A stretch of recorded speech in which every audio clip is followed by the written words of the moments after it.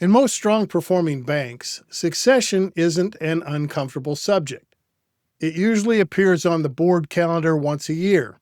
An update is given, potential leaders are discussed, everyone agrees the institution is in good shape, then the meeting moves on. I've sat through many of those conversations. They're almost always reassuring. The CEO is engaged, performance is steady, the leadership team looks capable, and nothing feels immediate. That's what makes this one particular meeting stand out. The chair asked for the annual succession update. The CEO walked through the development of several senior leaders. Directors asked a few questions.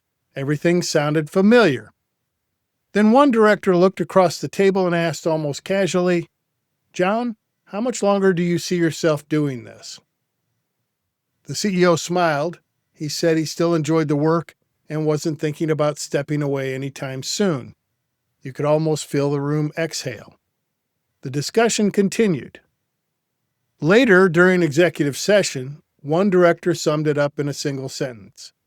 "As long as he's here, we're fine."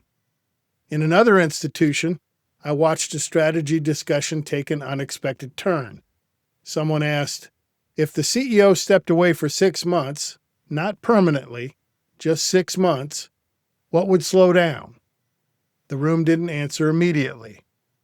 One director mentioned major hiring decisions. Another mentioned expansion planning. Someone else talked about larger credit relationships. No one suggested the bank would struggle. They were simply identifying the decisions that naturally flowed through one person.